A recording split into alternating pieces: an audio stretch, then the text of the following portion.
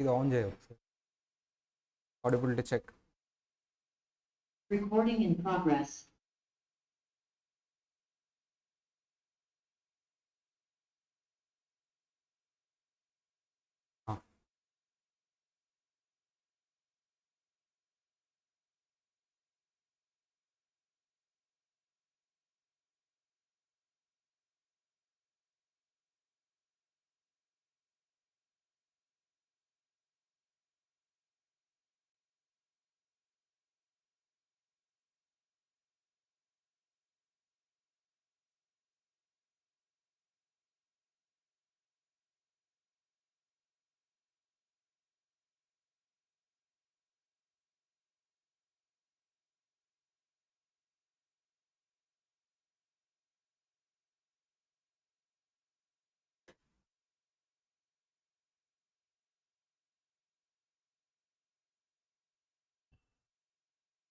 Audible అయితే yes అని type చేయండి. ఆడిబుల్ అయితే ఎస్ అని టైప్ చేయండి. ఆడిబిలిటీ లేదు. Okay, done. ఓకే.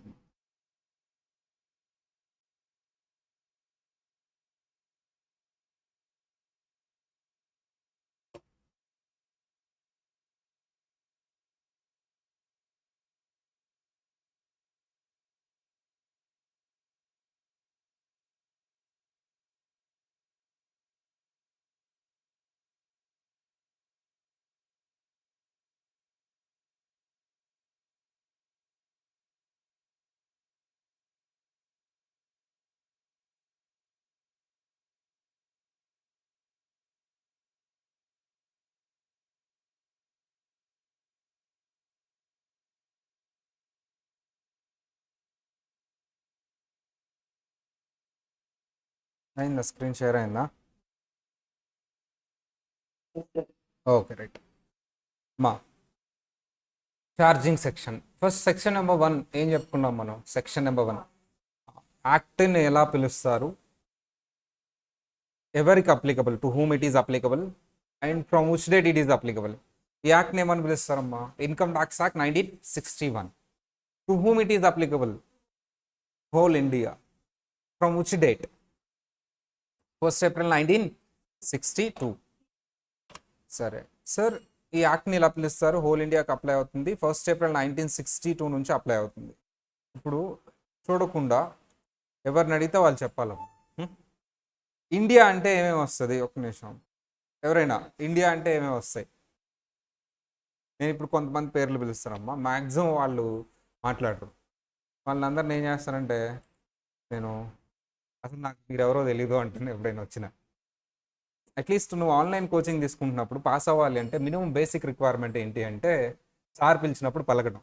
సార్ పిలిచినప్పుడు నువ్వు పలకలేదు, ఆర్ నీకు ఇది పని చేయట్లేదు, మైక్రోఫోన్ పని చేయట్లేదు, లేదా చుట్టుపక్కల డిస్టర్బెన్స్ ఉంది అంటే ఫెయిల్ అయ్యే ఛాన్సెస్ చాలా ఎక్కువ ఉంటాయి. This is the reality. అమ్మ ఫెయిల్ అంటే భయం వేస్తుంది సార్, ఆ భయం చదువులో ఉండాలంట. తిడుతున్నావా? గ్యారంటీ తిడుతున్నా. సో అందుకని ఇప్పుడు పిలిచిన వాళ్ళందరూ కంపల్సరీ మాట్లాడటానికి ట్రై చేయండి అమ్మా. లేకపోతే నా ఎక్స్పీరియన్స్ మొత్తం ఉపయోగించి చెప్తున్నా, సార్ పిలిచినప్పుడు నువ్వు పలకలేదు అంటే ఇక సక్సెస్ కూడా రాదు, రిజల్ట్ కూడా నీ దగ్గరికి రాదు, అంతే ఉంటుంది. నువ్వు ఆన్లైన్ క్లాస్ వింటున్నావు అంటే బేసిక్ మినిమం రిక్వైర్మెంట్, తెలుగులో చెప్పనులే, చాలా చండాలంగా ఉంటుంది, నువ్వు అట్లీస్ట్ మాట్లాడటం. ఓకేనా? ఇప్పుడు పిలుస్తా చూడమ్మా. లోకేష్. అమ్మ చెప్పమ్మా ఇండియా డెఫినేషన్.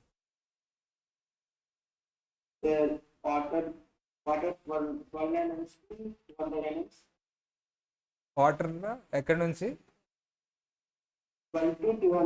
Okay right. 12 వరకు, 12 to 200 కాదు, 12 వరకు, 200 వరకు మనం ఎక్స్క్లూజివ్ ఎకనామిక్ జోన్ చేసుకోవచ్చు, 12 వరకే. ఓకేనా? సరే అమ్మా, నెక్స్ట్.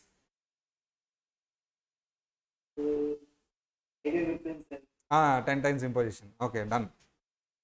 నోట్ చేసుకున్నాం పేరు. సరే, ఇంకొక 5 minutes టైం ఇస్తా, ఈ లోపల చదువమ్మా. ఓకేనా? మళ్ళీ అడుగుతా నిన్ను. అక్షిత, ఫాస్ట్గా. ఒకటోసారి అక్షిత. అక్షిత నేను.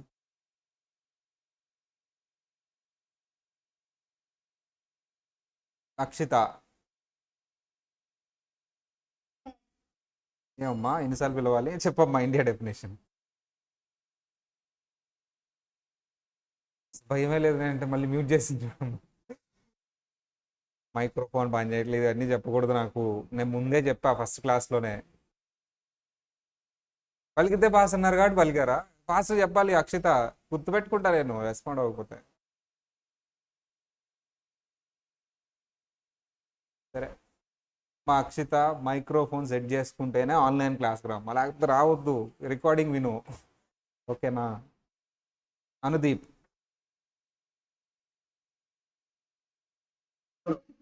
చెప్పు నాన్న ఇండియా డెఫినేషన్.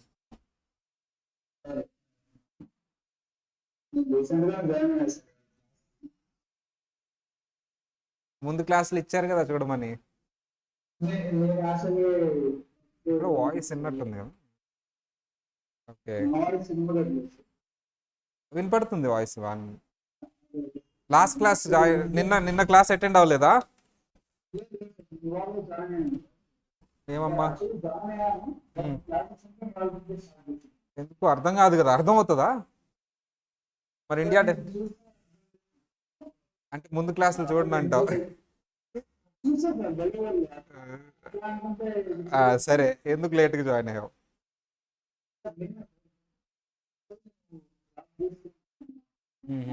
నాతో మాట్లాడావమ్మా ఇంతకు ముందు?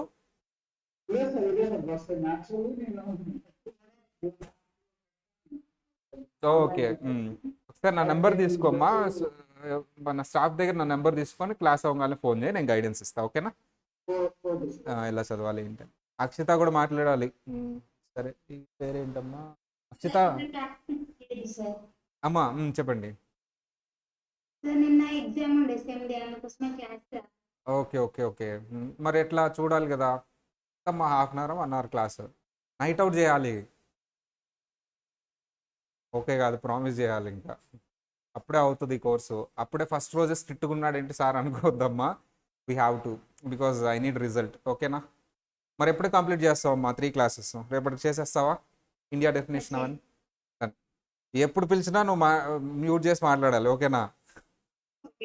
మన కోర్స్కి కమ్యూనికేషన్ ఈజ్ వెరీ ఇంపార్టెంట్. అలా నలుగురిలో మాట్లాడటం భయం భయం అంటలేదు నేను, but we have to talk, okay? Right. ఇంకా హర్షిత కాదు, హర్షిత ఒకటోసారి. హర్షిత హర్షిత అక్షితనా? అక్షిత అయిపోయారు. అశ్రిత అశ్రిత నాకు నోరు తిరగట్లేదు. ఓకే సార్ అమ్మా చెప్పమ్మా ఇండియా డెఫినేషన్. నిన్న చెప్పినట్టున్నావు కదా. అది పట్టుకుందామనే వచ్చానమ్మా ఈరోజు. న్యూ ఇయర్ రోజు న్యూ ఇయర్ విషెస్ చెప్దామని వచ్చాను. యాక్చువల్లీ లేట్ అయిపోయింది కానీ వచ్చాను. మరి ఏం చేద్దామమ్మా?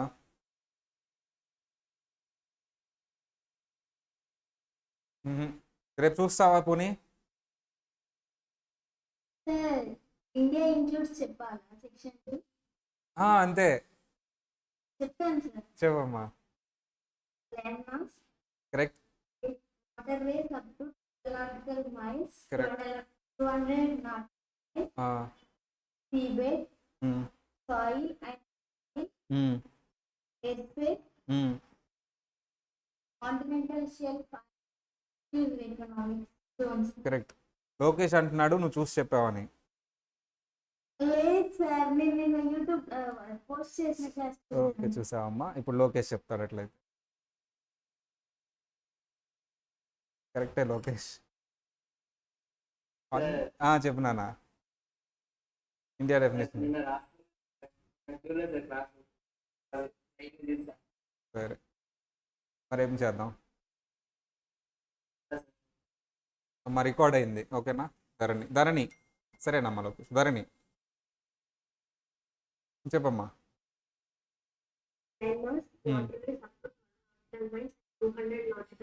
కరెక్ట్.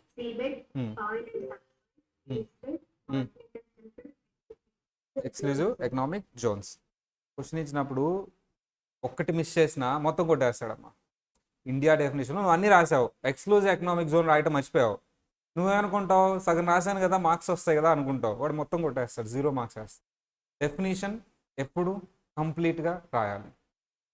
అదేదో కాన్సెప్టో సమ్ అనుకోమ్మా, ఓకే ఫైన్, నువ్వు సగం చేసావు సగం వేద్దాం అనుకుంటారు. డెఫినేషన్ నువ్వు హాఫ్ రాస్తే మనం ఏమనుకుంటాం, హాఫ్ రాసాం కదా మార్క్స్ వేస్తాడు అనుకుంటాం. ఒక్కటి మిస్ చేసినా మొత్తం కూడా జీరో వేస్తాడు. కావాలంటే మీరు సజెస్ట్ ఆన్సర్స్ వచ్చినాయి చూడండి, మీకు అర్థమవుతుంది. డెఫినేషన్స్ ఆర్ డెఫినేషన్, అందుకనే మీరు యాక్యురేట్గా ఉండాలి. నెక్స్ట్ గాయత్రి ఎవరితో మాట్లాడలేదమ్మా, రేఖ నువ్వే కదా. సాహిత్య Yes, sir. అమ్మా చెప్పినాను. India definition. Land masses, 1 nautical miles, 200 nautical miles, seabed, soil and subsoil, continental shelf and exclusive economic zones, airspace. Okay అమ్మా. Airspace exclusive economic zone పైన ఉన్న ఎయిర్ స్పేస్ మనకు వస్తుందా?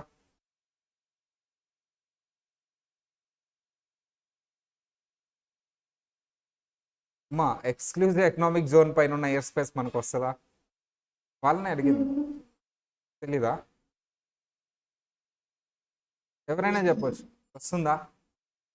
ఎక్స్క్లూజివ్ ఎకనామిక్ జోన్ పైన ఉన్న air space మనది అవుతుంది. నేను అడిగింది ఎక్స్క్లూజివ్ ఎకనామిక్ జోన్ పైన ఉన్న ఎయిర్ స్పేస్. నో, రాదు.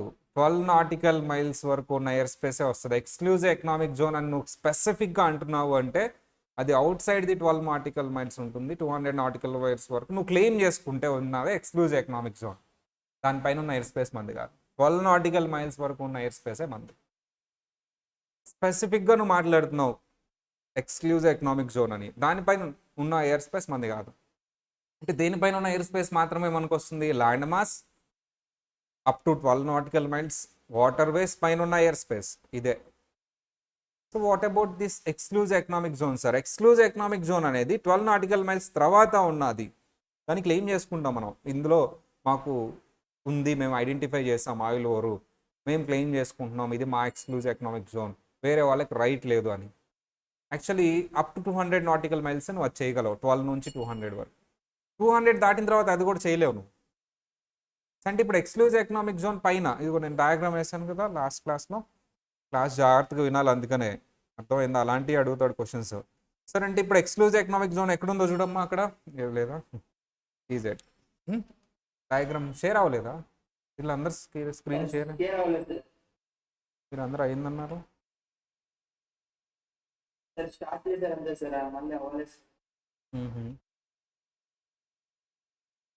ఇప్పుడు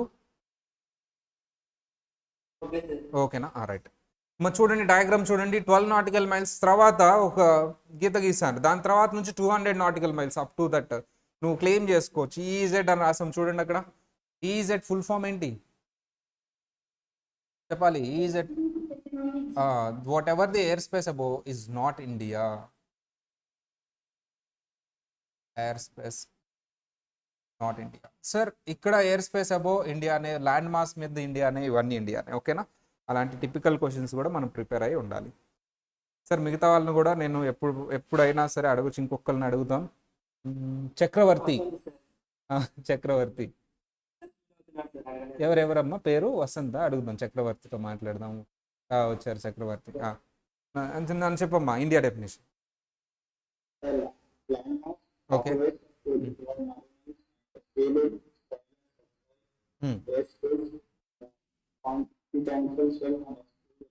ఎక్స్క్లూజివ్ ఎకనామిక్ జోన్స్. నాకు క్వశ్చన్ ఉంది నీకే చక్రవర్తి. క్వశ్చన్ ఏంటంటే సార్, ల్యాండ్ మాస్ అన్నారు మీరు, ల్యాండ్ మాస్ అన్నారు కదా మీరు, హిమాలయాస్ వస్తాయా రావా?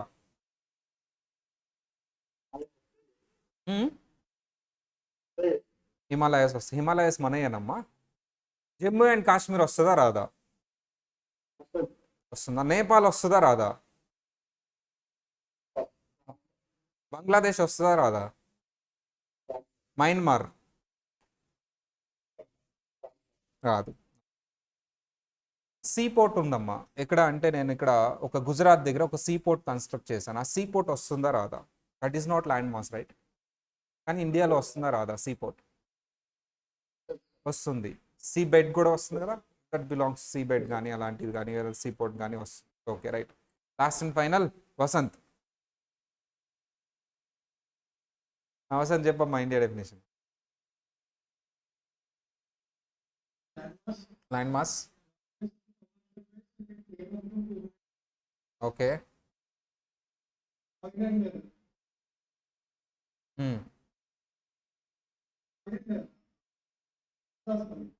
Sub soil.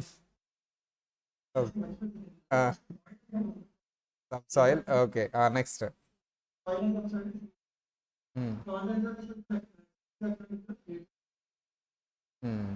Exclusive economic zone and airspace above. Exclusive economic zone పైన ఉన్న ఎయిర్ స్పేస్ రాదు.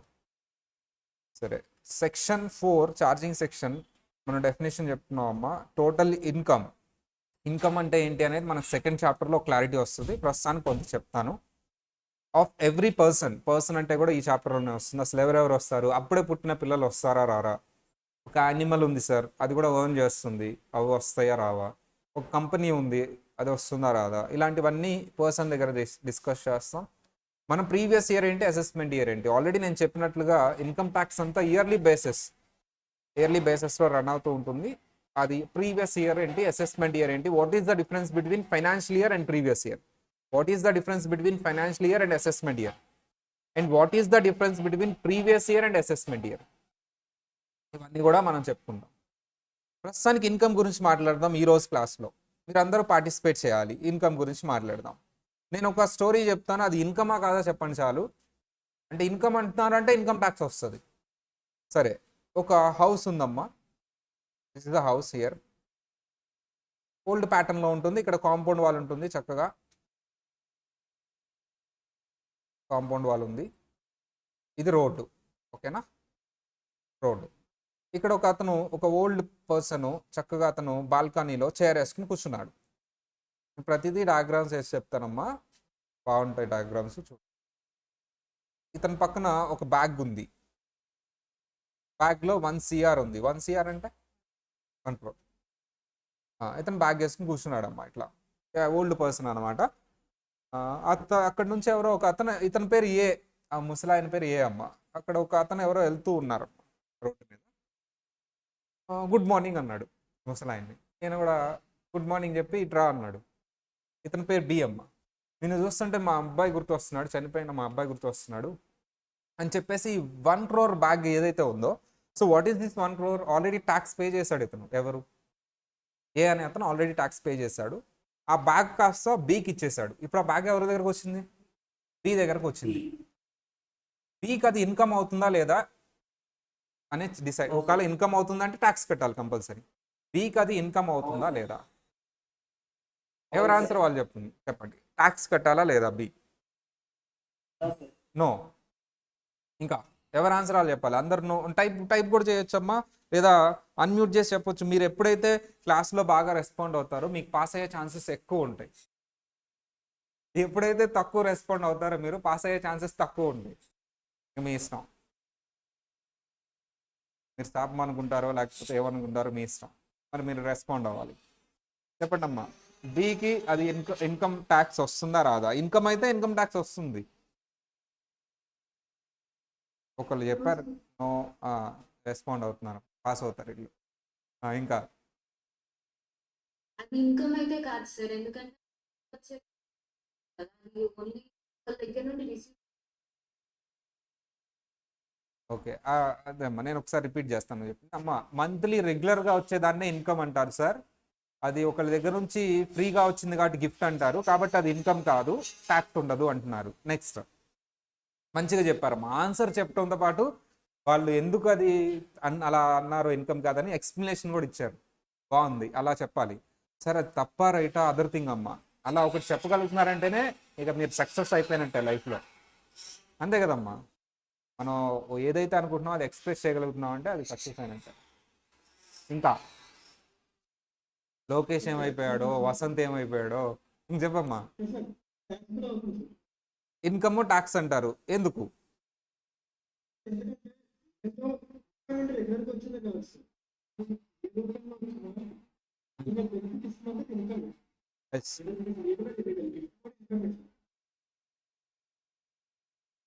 ఇన్కమ్ అనేది రెగ్యులర్గా వస్తేనే ఇన్కమ్ అనరు. ఇన్కమ్ అనేది ఇర్రెగ్యులర్గా కూడా రావచ్చు. ఫర్ ఎగ్జాంపుల్, మనం ఒక ప్రాపర్టీని సేల్ చేసాం, ఒకసారి వస్తుంది లైఫ్ స్పాన్లో 1-2 సార్లు, దాన్ని ఇన్కమ్ అంటాం. రెగ్యులర్గా వచ్చేదాన్ని ఇన్కమ్ అంటున్నా అంటే కాదు అని అంటున్నావు, అంతే కదమ్మా? Okay, right. నెక్స్ట్ ఇంకా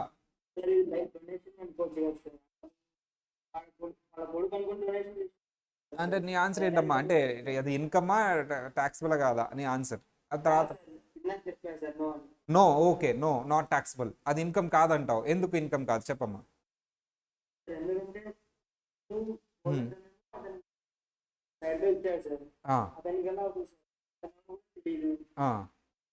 కరెక్ట్. అవును. ఏంటంటే ఇతను చెప్పేది, సార్ అది వాళ్ళ అబ్బాయి లాగా ఉన్నాడు కాబట్టి ఒక గిఫ్ట్ లాగా, ఒక డొనేషన్ లాగా ఇచ్చారు, దాన్ని ఇన్కమ్ ఎలా అంటావు అంటున్నాడు వసంత్, అంతే కదా? ఆ, వసంత్కి ఛాలెంజ్. లోకేష్ చెప్పారు, అదే వసంత్కి ఛాలెంజ్ చేశారు, నువ్వు చెప్పింది తప్పు, నేను ఇది చెప్తున్నా చూడు అని చెప్పి అంటున్నాడు లోకేష్ వసంత్తో. అది ఇద్దరు గొడవ అవ్వలేదు కదమ్మా ఇంతవరకు, సరే. అలా ఇప్పుడు నేను చెప్తానమ్మా, ఓకేనా? ఇంకా స్టోరీ అవ్వలేదు, కొంచెం కంటిన్యూ చేస్తే బాగుంటుంది, లాస్ట్లో ఎండింగ్ బాగుంటుంది. సార్ బి అలా నడుచుకుంటూ వెళ్తున్నాడు, ఆ బ్యాగ్ తీసుకొని చాలా హ్యాపీగా ఉన్నాడు, 1 crore వచ్చింది. అండ్ సడన్గా ఒక అతను కనిపించారు, ఎవరు సార్? Mister C. అతనికి పాపం చెప్పులు కూడా లేవు వేసుకోవడానికి, చాలా పూర్. అతను చూసి చాలా జాలేసింది, నాకెందుకు ఈ 1 crore, ఇతనికి కదా ఇవ్వాల్సింది, నాకు ఆల్రెడీ కొంచెం డబ్బులు ఉన్నాయి కదా, నేను కష్టపడి సంపాదించుకుంటా అని ఆ బ్యాగ్ తీసుకెళ్ళి సీకి ఇచ్చేసాడు. ఆల్రెడీ ఏ దాని మీద ట్యాక్స్ కట్టాడు. పోనీ బి దగ్గర మీరు ట్యాక్స్ తీసుకున్నారా అంటే ఓకే తీసుకుంటే, మళ్ళీ ఇప్పుడు సి ట్యాక్స్ కట్టాలా వద్దా? అసలు ఎవరు కట్టక్కర్లేదా? సరే ఇంకా కంటిన్యూ చేద్దాం. సి అలా నడుచుకుంటూ వెళ్ళిపోయాడమ్మా. ఇంకొక అతను కనిపించారు, డి. ఒకళ్ళు ఫ్రీగా ఇస్తే నేను తీసుకునేది ఏంటి, ఎంత మాత్రం పూర్ అయితే అని చెప్పేసి ఆ బ్యాగ్ తీసుకెళ్ళి డీకి ఇచ్చారమ్మా. ఇప్పుడు ఎవరి దగ్గరకు వచ్చింది ఆ బ్యాగ్? డి. డి సర్లే ఇచ్చాడు కదా, మళ్ళీ వద్దంటే బాగుండదు కదా అని చెప్పేసి తీసుకొని అదే రోడ్లో మళ్ళీ నడుచుకుంటూ వస్తుంటే ఈ ముసలాయన కనిపించాడు. పాపం నాకెందుకు ఇవన్నీ, నేను కష్టపడి సంపాదించుకోగలను కదా అని చెప్పేసి ముసలాయన చూస్తున్నట్టు జాలేస్తుంది అని చెప్పేసి మళ్ళీ ఆ బ్యాగ్ తీసుకొచ్చి ఆ ముసలాయనకే ఇచ్చారు. ఈ స్టోరీ మళ్ళీ చివరికి ఎక్కడికి వచ్చింది? ఫస్ట్ ఇప్పుడు ఏది గురించి మాట్లాడదాం. ఏ ఆల్రెడీ అది బిజినెస్లోనో సాలరీతోనో ఏదో సంపాదించాడు, ట్యాక్స్ కట్టాడు. అది ఎవరికి ఇచ్చారమ్మా? బికి. బికి అది ఇన్కమ్ అవుతుందా లేదా, ట్యాక్స్ కట్టాలా లేదా అనేది పాయింట్. ఇప్పుడు థింగ్ ఈస్ ఏంటి అంటే విషయం, బి దాని మీద ట్యాక్స్ కట్టాలి, that is the income. Gift is taxable. Relative దగ్గర నుంచి మ్యారేజ్ ద్వారా వచ్చింది అయితే నాట్ ట్యాక్సబుల్. రిలేటివ్ కాదు, మ్యారేజ్ కాదు, ఇట్ ఈస్ ట్యాక్సబుల్. సరే అది okay sir, what about C? C కూడా ట్యాక్స్ కట్టాలి. అతనికి కూడా గిఫ్టే కాదు, ఎవరి దగ్గర నుంచి వచ్చింది? బి దగ్గర. సార్ అది okay sir, what about D? D ఏదో ఆ 1 crore మీద ట్యాక్స్ కట్టాలి. ఇప్పుడు వరకు ఎంతమంది కట్టారు చూడమ్మా? ఏ కట్టాడు, మళ్ళీ సేమ్ 1 crore మీద బి ట్యాక్స్ కట్టాడు, సేమ్ 1 crore మీద సి కూడా ట్యాక్స్ కట్టాడు, సేమ్ 1 crore మీద ఇప్పుడు డి కూడా ట్యాక్స్ కట్టాడు. ఇవన్నీ ఓకే, నాకు అర్థమైంది. అగైన్ అది ఎవరి దగ్గరకు వచ్చింది? ఏ. ఆల్రెడీ ఏ అది స్టార్ట్ చేశాడు, మళ్ళీ ఏ దగ్గరికే వచ్చింది. ఇది ఒక్కటి మీరు చెప్పండి, ఏ ట్యాక్స్ కట్టాలా లేదా? మిగతా అన్ని నేను ఆన్సర్ చేస్తాను. ఆల్రెడీ ట్యాక్స్ కట్టాడు, ఏ బికి ఇచ్చాడు, బి ట్యాక్స్ కట్టాడు, సి ట్యాక్స్ కట్టాడు, డి కూడా ట్యాక్స్ కట్టాడు, మళ్ళీ ఇది ఏ దగ్గరకు వచ్చింది. ఇప్పుడు ఏ ట్యాక్స్ కట్టాలా లేదా? Yes or no? Gift is taxable. ఇప్పుడు ఏ ట్యాక్స్ కట్టాలా లేదా? ఆల్రెడీ కట్టాడు కదా. కాబట్టి కట్టాలి సార్, మళ్ళీ ఆయనకి గిఫ్ట్ లాగే మళ్ళీ అది తిరిగి వచ్చింది కాబట్టి మళ్ళీ ట్యాక్స్ కట్టాలంటారు. ఎస్ అంటారు. ఒకటి అబ్జర్వ్ చేయండి, ఒక బ్యాగ్ అలా రొటేట్ అవుతుంటే, రొటేట్ అయిన ప్రతిసారి ఏం కట్టాలి? చేతులు మారినప్పుడు ట్యాక్స్. ఇది ఇది ఫేరా అన్ఫేరా? అన్ఫేర్ కదా. మరి ఎట్లా యాక్ట్ ఎలా చదువుకోమంటారు? ఇంత అన్ఫేర్ యాక్ట్ని మనం చదువుకోవాలా ఇప్పుడు? పేరు యాక్షన్ చేస్తారు ఒకటే అమౌంట్ ని 40 పాస్ చేసిన దానికి ట్యాక్స్ అన్నిసార్లు పే చేయక్కర్లేదు కదా మనం పే చేసిన దానికి అది పే చేసినట్టే కదా ఇంకా మరి అదే కదా పే చేయాలి వీళ్ళందరూ, అదే యాక్ట్ చెప్తుంది. ఏ కూడా పే చేయాలి మళ్ళీ తిరిగి వచ్చినప్పుడు. That is the magic. అలాంటి యాక్ట్ ఇప్పుడు మనం చదువుకోబోతున్నాం. థింగ్ ఈస్ అదే అమ్మ జరిగేది సొసైటీలో. ఇప్పుడు శాలరీ ఏదైతే మనకి ఇస్తున్నారో మనం జాబ్ చేస్తుంటే ఆల్రెడీ ఎవరు ఇచ్చేది? మన ఎంప్లాయర్. ఆల్రెడీ దాని మీద ట్యాక్స్ కట్టి ఉంటాడు. ఆల్రెడీ ఆ డబ్బుల మీద ట్యాక్స్ కట్టి ఆల్రెడీ అతని ప్రాఫిట్ ఏదైతే ఉందో దాని మీద ట్యాక్స్ కట్టి అఫ్కోర్స్ శాలరీ డిడక్షన్ తీసుకుంటాడు, ఇట్స్ ఓకే ఫైన్. మనం ఖర్చు పెట్టే డబ్బుల మీద మనం శాలరీ గ్రాస్ శాలరీ మీద ట్యాక్స్ కడతాం మనం. అంతేగాని మనం ఖర్చు పెట్టే ఫుడ్ రెడ్యూస్ చేసేసి మనం క్లోత్స్ ఏవైతే ఖర్చు పెట్టావో రెడ్యూస్ చేయం. ట్యాక్స్ కట్టిన తర్వాత మిగతా డబ్బులతో మనం ఖర్చు పెట్టుకుంటాం. మరి ఎవరికి ఖర్చు పెడుతున్నావు నువ్వు? ఆ డబ్బుల్ని ఎవరికి ఇస్తున్నావు? ఆల్రెడీ ట్యాక్స్ కట్టిన డబ్బుల్ని ఆ ఫుడ్ తినే పానీపూరి బండోడుకో లేకపోతే వెళ్ళి పిజ్జా బర్గర్ కొనుక్కుని తింటావు. నువ్వు ఆల్రెడీ ట్యాక్స్ కట్టిన డబ్బులే కావి. మరి అతనికి ఏంటది? ఇన్కమ్. దాని మీద అతను ఏం చేయాలి? ట్యాక్స్ కట్టాలి. మళ్ళీ అతను ఏం చేస్తున్నాడు? ట్యాక్స్ కట్టేసి శాలరీలు ఇస్తున్నాడు. మళ్ళీ ఇతను ఏం చేయాలి? ట్యాక్స్ కట్టాలి. డబ్బులు చేతులు మారినాయి అంటే ట్యాక్స్ కట్టాలి. ప్రొడక్ట్ చేతులు మారిందంటే ట్యాక్స్ కట్టాలి. సర్వీస్ ఇస్తున్నారంటే ట్యాక్స్ కట్టాలి. అంతే, ప్రస్తుతానికి అక్కడతో ఆపారు. తర్వాత నవ్వితే ట్యాక్స్ కట్టాలి, గాలి పీల్చుకుంటే ట్యాక్స్ కట్టాలి. ఇక్కడ దాకా అయితే రాలేదు ప్రస్తుతానికి. So that is the magic అమ్మా. ఇన్కమ్ అనేది వచ్చిందా? ఇన్స్టాలో ట్రోల్ అవుతుందా? వద్దమ్మా, జైల్లో వేస్తారా అవన్నీ మనకెందుకు. Okay sir. అవును, అవునా? ఓకే, మనం ట్రోల్ చేసిన ట్యాక్స్ కట్ మనం ట్రోల్ చేసి ఓకే మొత్తాన్ని చూస్తున్నారు మీరు అన్ని, రైట్. అమ్మ ఇప్పుడు అర్థమైందా సినారియో? ఇన్కమ్ అనేది బ్రాడ్ డెఫినేషన్. అంటే సింపుల్గా చెప్పాలంటే ఏది ఇన్కమ్ కాదో చదువుకుంటే చాలు. అవి కాకుండా మిగతా అన్నీ ఏమైపోతాయి? ఇన్కమ్స్. అంటే ఇప్పుడు మనం చదువుకోవాల్సింది ఇన్కమ్ అంటే ఏంటి అయినా, ఏది ఇన్కమ్ కాదునా, ఏవి ఇన్కమ్స్ కాదో అవి చదువుకుంటే సరిపోదు. Everything is income.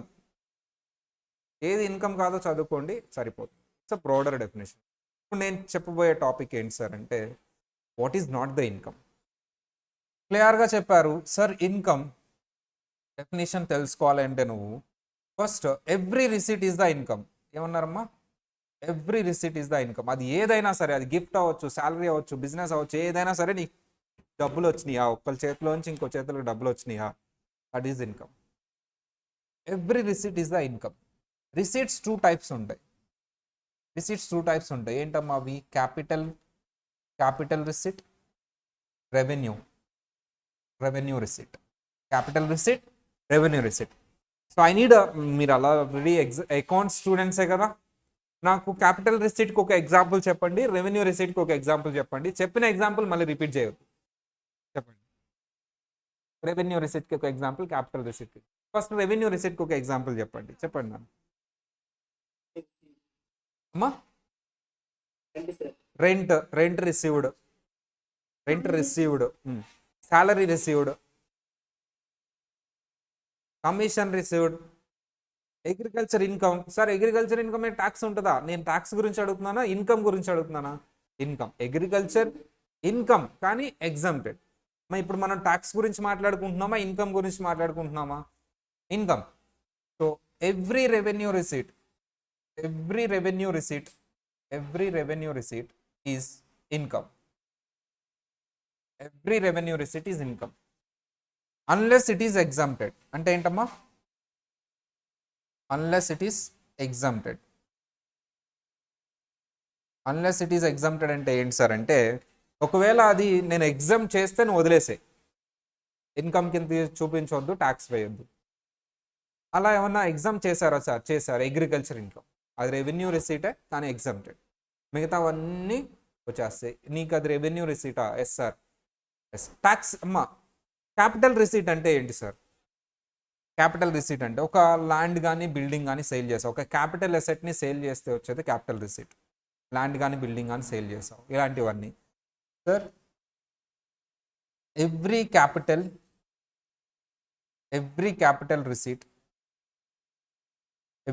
receipt is not income. Sir capital receipt అంటేనే ఇన్కమ్ కాదు, ఎక్సెప్ట్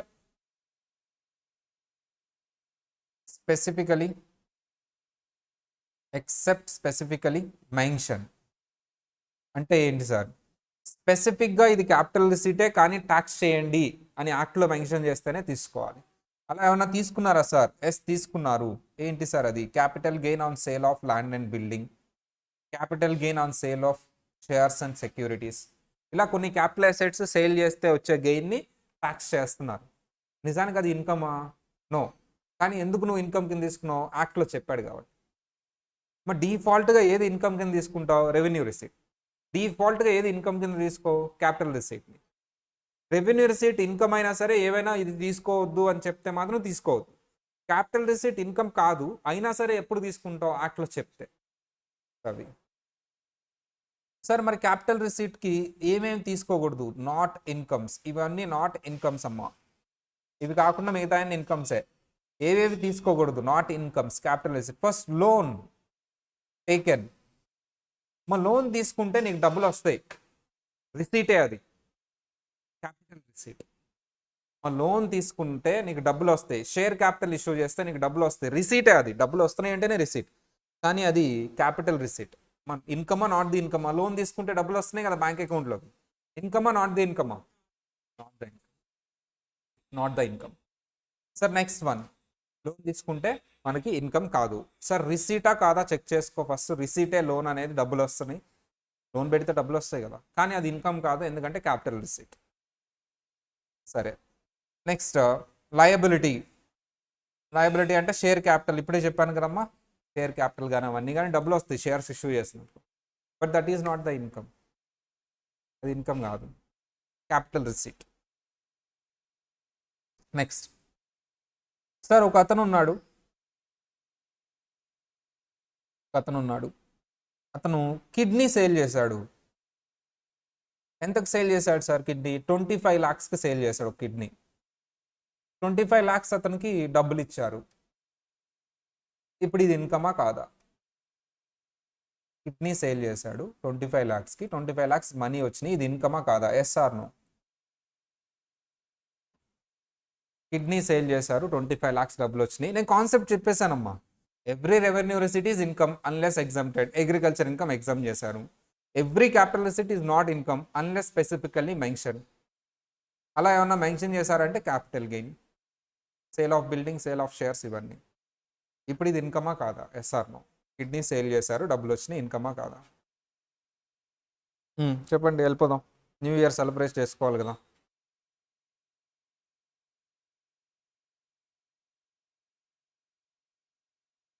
ఆలోచిస్తున్నారు, అందరు ఆలోచిస్తున్నారు. ఇన్కమ్ అని కొంతమంది అంటున్నారు, ఇంకా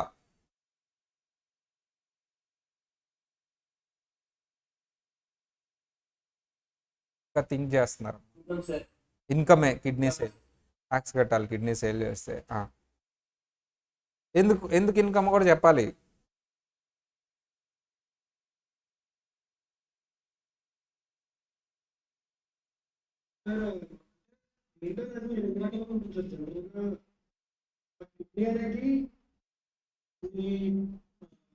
సపోజ్ ఒక ఆర్గన్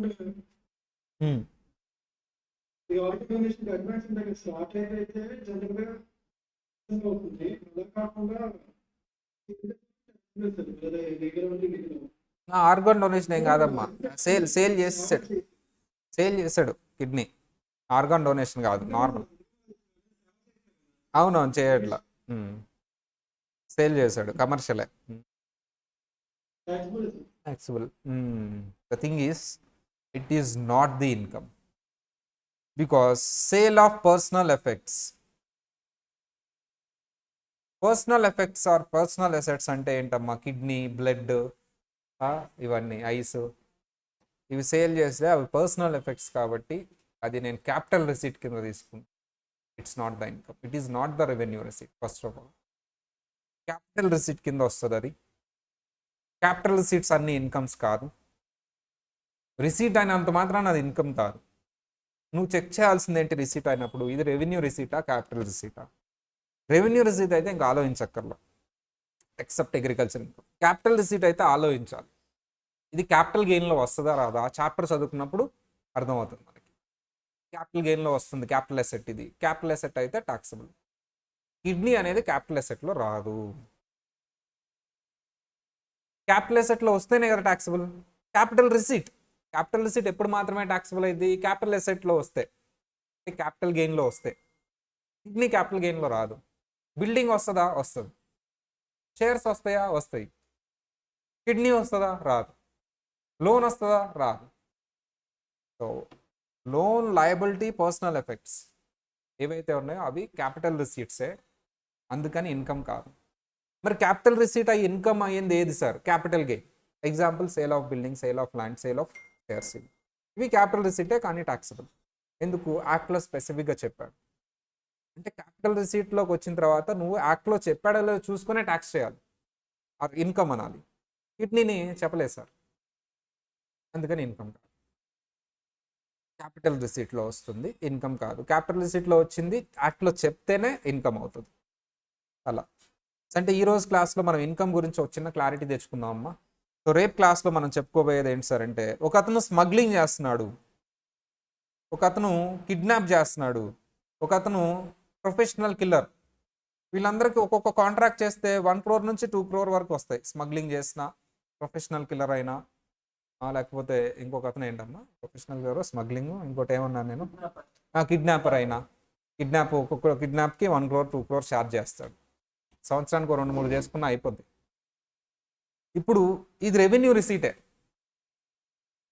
కిడ్నాప్ చేసి డబ్బులు తీసుకుంటున్నారు, రెవెన్యూ రిసీటే, క్యాపిటల్ రిసీట్ కాదు కదా, ఏం అమ్మలేదు కదా. అసెట్ ఏదైనా అమ్మితే కదా మనం క్యాపిటల్ రిసీటా కాదా అని తెలిసేది. ఇది రెవెన్యూ రిసీటే, టాక్సబుల్లా కాదా? స్మగ్లింగ్, కిడ్నాప్, ప్రొఫెషనల్ కిల్లర్, రేపు బాగా థింక్ చేసుకునండి. నేనైతే చెప్తున్నాను ఇది రెవెన్యూ రిసీట్ అని. క్యాపిటల్ రిసీట్ అంటే ఏంటి? ఏదైనా ఒక అసెట్ సేల్ చేసినప్పుడు, పర్సనల్ ఎఫెక్ట్ సేల్ చేసినప్పుడు వచ్చేది క్యాపిటల్ రిసీట్. ఇది ఎక్కడ సేల్ కాదు కదా, they are giving the service. ఓకేనా? సో రేపు బాగా థింక్ చేసుకున్నాను అమ్మా. రేపంటే రేపు క్లాస్ ఉండదు, హాలిడేనే. మెసేజ్ పెట్ట మర్చిపోయాను నేను నిన్న, ఇప్పుడు పెడతానమ్మా. ఓకేనా? అందరికీ హ్యాపీ న్యూ ఇయర్ అమ్మా. చక్కగా 10K పనుకోండి, ఎర్లీ మార్నింగ్ లేచి ఎవరైతే క్లాసులు మిస్ అయ్యారో అవన్నీ చూడండి, అప్పుడే పనుకోండి. ఓకే ఈరోజు ఓకే అమ్మా, హ్యాపీ న్యూ ఇయర్, బాయ్.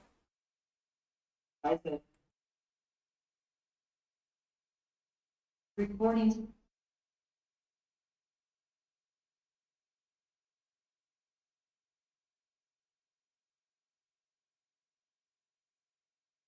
అక్క వాళ్ళ ఇంటికి వెళ్తున్నా.